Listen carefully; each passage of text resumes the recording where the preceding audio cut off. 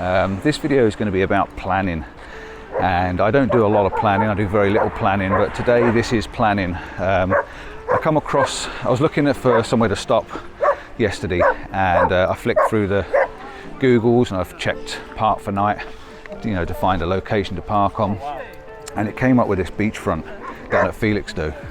So what I've done is flicked on Google to see what's down here, and the first image that popped up just took my breath away. It was an image that I've wanted for a long time, and I've been seeing it on and off different people's images. I think Lynn Luxon-Jones has been down here recently in the last few months, and I'm sure I caught her video a while back and thought, I wouldn't mind doing that. And the one thing I do remember her saying is about being quite tricky and slippy on the rocks.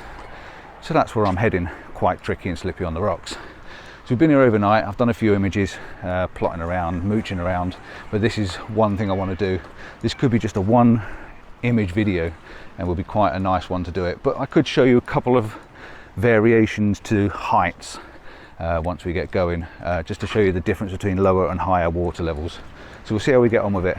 I'll get myself set up, get myself in location, and then we'll see what happens.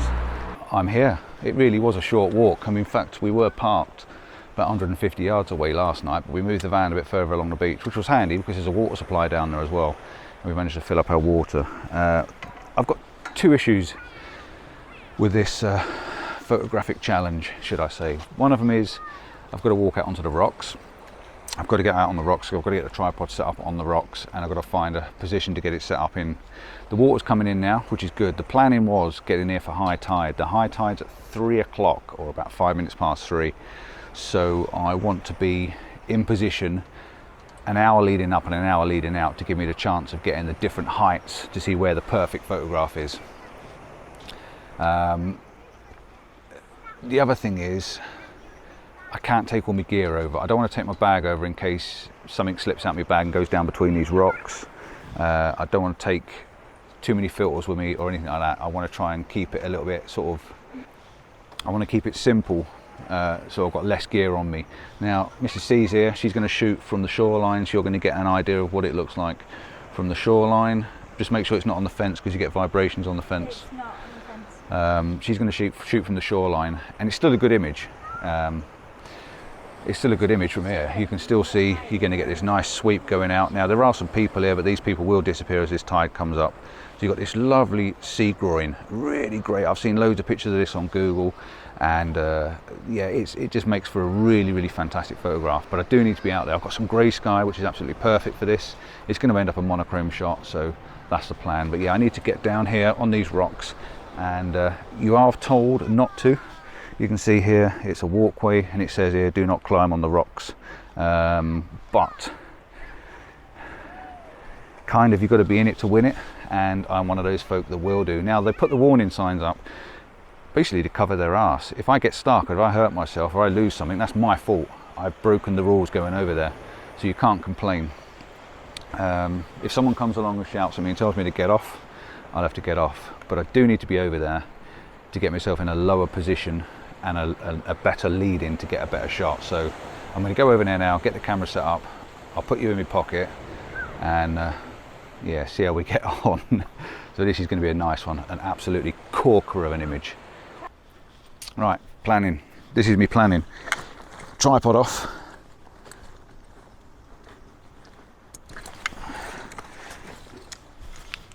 So we're going to take the tripod with me, obviously for the long exposure.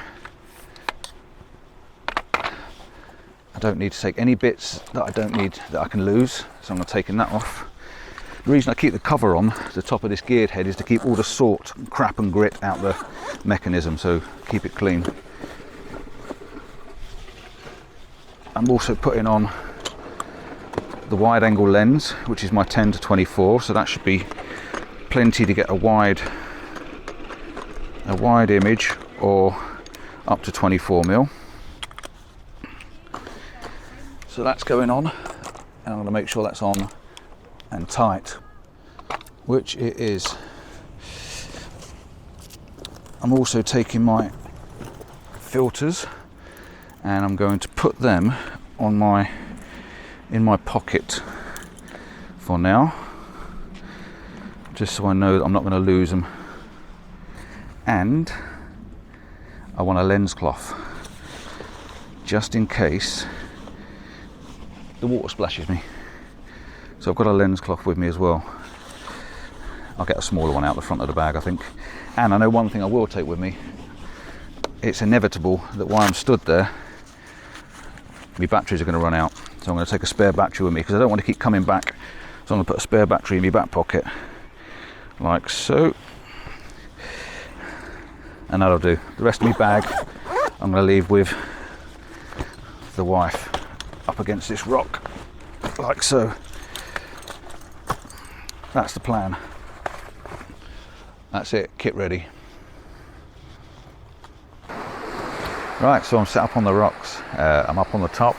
I'm going to put the video on for you to show you what it is I'm shooting. So this is what I'm shooting, this ridge. You can see this ridge going out here. It's really, really nice ridge that's leading me out into the sea. There is a little bit of land mass over the back there, but I might be able to just twiggle that and get rid of it. But I'm in a position where it's coming around here now. I'm watching the waves down this side. I'm obviously on the rocks. If I go a bit wide, I can show you where I am. So I'm wider at 10 mils. See the waves are coming down here. This is the stuff I'm watching coming my direction, but I need the water this side as well because I want the whole lot of this covered in water. So I'm going to zoom back in to give you an idea of what it is I'm shooting, and see if I can brighten it out for you. There we go. So we're going to get these little highlights on the top, so I might be able to do a colour one, but I want this all surrounded in water, so all you see is these little tiny knobbly bits from the breakwaters on the top. So it's just a waiting game and waiting for it all to come in.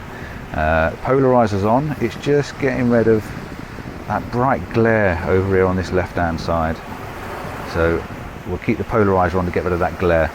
The other thing I'm going to add to it is a 10-stop filter, and I am going to make sure they're all nice and clean before I put them on, because you don't want to be messing around. Everything I use is going back in my pocket, and then I'm going to seal up my pocket. So my 10 stops on, and we're ready to go. All I've got to do now is wait for that tide to come in. I am on the rocks. It's quite I can't step back. I'm going to put my glasses in my pocket as well, I think, in a minute, so they don't disappear off my head, because that would be drastic if I lost them, even though I've got a spare pair. So get my composition set back up, zoom back in, just crop round to the left slightly, make sure I get it all in, and now I've just got to wait. I need complete water, and I need it relatively high as well. So we'll see how far up it comes. I don't think I need to go any lower. I'm actually quite high. These rocks aren't that bad to get onto. I'm actually quite high, because if you go lower, everything seems to blend in, but lower might be nice once the tide's really high, so I'll just keep an eye on that. But what I don't want is this damn sunlight to come out. I really don't want that sunlight, because that is just going to spoil it all for me. I want grey skies, minimal, no sunlight. Maybe just one shot with the sunlight, because it might just give me those little tops of the highlights on the tops of the breakwater. Right, so I'm going to stop here now, give it an hour, see what happens, and watch this tide coming up and keep an eye on it. Well, the tide's definitely coming in, and I don't want that sunlight. The sun's just on it at the moment. Go away, sunshine. That's horrible. I'll take one anyway in the sunshine just for the fun of it. I'm taking varied shots now. I'm starting to shoot every couple of minutes, because the tide's getting different levels and higher in and higher in. And what I want to try and do is show you the difference from having a high tide to a low tide, and see if we can get a little bit of everything as we go along. And at the moment, let's see if I can bring my display of the histogram. Yeah, I'm clipping the highlights a little bit, so I need to just back off my exposure slightly, because we don't want to be clipping the highlights. It's because the sun came out halfway through that shot. I've taken the polarizer off now because it was causing a funny effect and I didn't quite like it, but then waves are definitely sloshing beside me, as you can hear them. So I'm just keeping an eye on them. But yeah, the image is starting to appear now. It's starting to come through. The water's coming through the groins. And if I take the polarizer off, if I take the 10 stop off, I might just be able to snap a couple of shots of the water splashing through, which would be quite nice. So we'll see if we can get one or two of them, bring the exposure down, and every so often when it comes across and smashes, I'll get a couple of shots. But the sun's out now, and I do not want that sun. Please, God, go away. Oh, we've got some big clouds behind me, so I should be all right. So yeah, let's see if I can get a couple of static shots with the light on it, and some waves crashing. It'd be quite nice as a difference. There's a bit of a wave coming along now, but it's the bigger waves. The 7th wave is the one you've got to watch, apparently. That's the one that's going to whip me off the rocks. One thing you may have noticed is the continuity in this video. I'm now suddenly wearing blue, am I? And I wasn't a little while ago when I first started talking to you.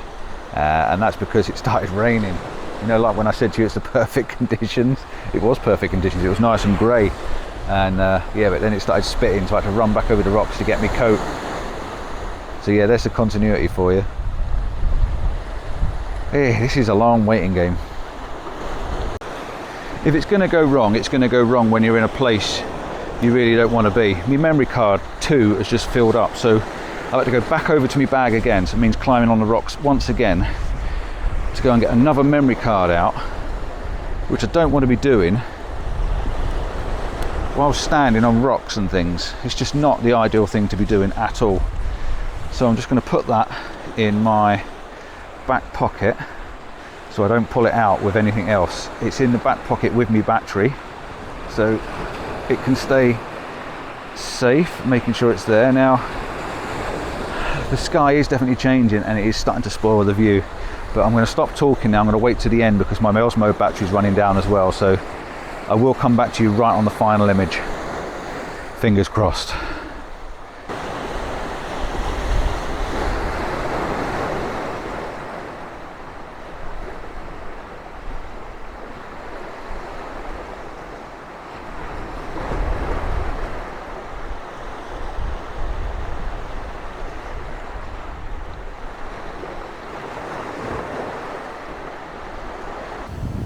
Change position slightly. Oh, that's looking better. Now it's looking like it's supposed to look like. Yeah, I've changed position slightly and I've come up to the next level, you know, like I said I was going to come up to. This is what I'm actually stood on. Let me show you what I'm stood on before the battery goes dead. This is what we're actually stood on, all this lot here. So I'm actually got on quite a good position, but you can see if you drop anything down those holes, you're actually never ever going to get it back again because it's quite a long way down and the tide is creeping in. But I was actually on that rock there, but I think from this position I'm getting a little bit more openness leading you out. But this is horrible. Absolutely hate this blue bit. I want this grey stuff over this side and I'm not getting it now, so it could spoil the final shot unless I can mix the sky up. As long as I can get the bottom half right, I might be able to blend all this in and make my own sky out of it. But yeah, it's looking a bit of a messy one at the moment, which is such a shame because the tide and the conditions on the water, because the water's smooth, it's not mental. But yeah, I have come up a little bit higher because I think it looks down a little bit better and more of an open gap in between each piece, which I'm sure you'll agree with. So right, I'm going to wait on, and like I said, I'm going to come back at the final because my battery is running low, but I just wanted to show you and tell you what it is I've done. Denise is there, Mrs. C's there, look, she's up in safety. I'm the idiot on the rocks. Right, so I thought I'd explain what I use to work out my tide times. I've only got 30% on the Osmo, so if it does cut short before the end, don't forget, hit the notification bell if you're a subscriber. If you're not a subscriber, preferably subscribe, give us a thumbs up for the video, and hopefully share it. It really does work wonders for my algorithms and helps my channel to grow. So yeah, that's just in case my video power cuts out. But what I do is I check the tide times. So let me go on to screen record for you. Hit screen record, start recording. So we're going to go into our clear outside. This is going to give me my weather. As soon as it comes up, clear outside, current location, wait for it to drop in. When it drops in, I'm then going to go to, you can see you've got the weather conditions. So we've got clouds, low cloud, we've got total cloud 96%, low cloud 95%. So that gives me an idea of what the weather's doing on the day like today. So I can go back a little bit and see what it was earlier on this morning, and I can also go back and go further forward and see what it's going to do tomorrow morning. So that's the first app I use. The other app I use is my tide times. So I go to my tide times. I'm in Felixstowe, so I click on Felixstowe. Tide times for today, 27th of August. It's showing me I had high tide is going to be 3:35. Now it's only 1 o'clock at the moment, so I've got another 2 hours to go before high tide. So this is probably going to be completely underwater, but it also means that I've been stood here for ages waiting for it. But high tide is at 3:35. It gives me plenty of time still to get a really good shot. So I've got loads of time on my hands, and I can go for tomorrow. I can click over to tomorrow's times and it shows me again I've got high tide at 4 in the morning, low tide at 9:30. So that's how I use using my tide times. Another app I'd use is Photo Ephemeris. Go on this and it gives me my GPS position. So I'm going to drop on my GPS position and you can see that I'm down at Cobbolds Point, which is where I am now, Cobbolds Point, and I'm stood right on the Cobbolds Point, and you can see that the sunrise is going to be to my left, and the sunsets, well, that's going to be over land, you can't see, but you can show where the sun rises. That gives you an idea of which direction the sun's going to rise from where I was. I was down at the pier this morning, which is somewhere down here, down at the end here, so I know the sun, if I drop my pin there, I know the sun was going to rise over the sea, which I didn't get. Another app I use is my parking app, which is, I'm already on my parking app. This is Park for Night, and you can see where I am at Cobbolds Point. The same again on my parking app. I click on that and gives me parking areas where I am. It shows me that it's okay to park here. You lead the last feedback and stuff like that from different people, and that shows me that, you know, parking's pretty good in this location. Another app, let's have a look, see what else we use. Of course we use Google Maps. Google Maps, we drop on the Google Maps, we switch over to a satellite view, and you can have a look down. You can see we've got sea groins along there, all the way along the beach, and we've got the pier, which you can see the piers there, which is pretty cool. And then we can go back down to where I am, zoom in on that, and you can see the sea groins. So there's the sea groins where we stood, and the blue circle right in the middle there is where I'm stood. And there are some more sea groins just over to the left of me as well. So maybe when I finish with these ones, if those ones are still sticking out the water, I'll run up there and get a quick shot of them. So there are a few of the apps that I use, and I've used them quite religiously if I, you know, get the chance. That gives me a good idea of what's going on around, and these waves are getting bigger and bigger. Shows me what's going on around me, what the weather's doing, what the conditions are, what the tides are doing, and where I can park the van possibly. So yeah, I thought I'd just share those with you while I'm stood here waiting. Like I say, I've got ages to go yet, and the sky's still not playing ball. I've got half a sky which is pitch black and half a sky which is blue. Horrid. I want it all pitch black. You never know, I might be able to do something with it. Well, it's definitely getting to that time now. It's almost getting to that nice sweet spot. We've definitely got some more water around everything, and I'm just taking a few variations of the shot. This is one of my biggest faults, one of my biggest problems. I can't just sit and wait and just take one photograph. I've got to take several, and then when I get home it's hard to decide which one I prefer the best. I brought the camera down a little bit lower again now. I just seem to think the sweep looks nicer, but the gaps look better from above, so I don't know. You've seen a little bit of footage on the drone, I expect, as I've been talking through the video, so you can see what the groins are made of, and there's a nice bit of wash just gone through then.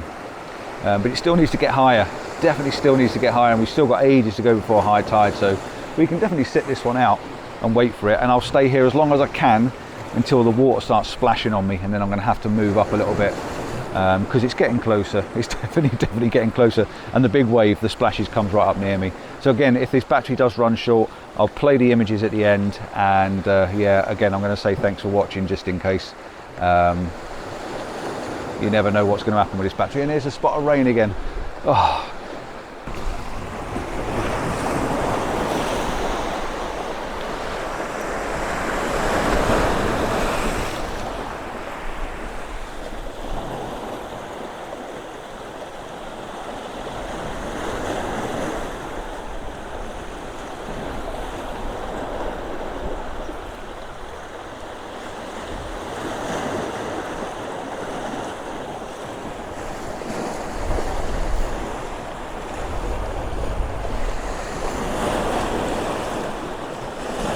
Very quick reporting. It's looking pretty good.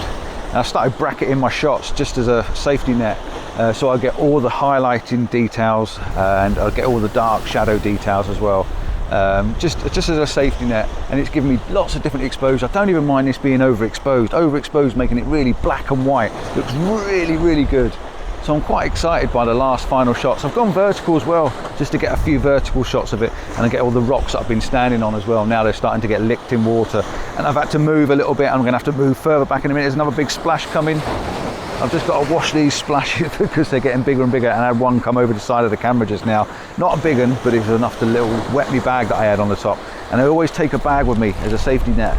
Always keep a bag with me in my pocket, especially in my waterproof coat. So yeah, I'm running out of battery drastically on the Osmo, so I probably won't be able to do a lot more on there, but yeah, these are looking pretty spectacular and well worth the wait. So I'm going to finish off with a few more images. Thanks for watching. Don't forget, like and subscribe. Give us a thumbs up and all that. Can't ask for more. Please leave a comment in below. Right, I'll see you soon. Ciao for now. Enjoy these last few images, and I will report back quickly before I get to the van to make sure I got off the rock safely.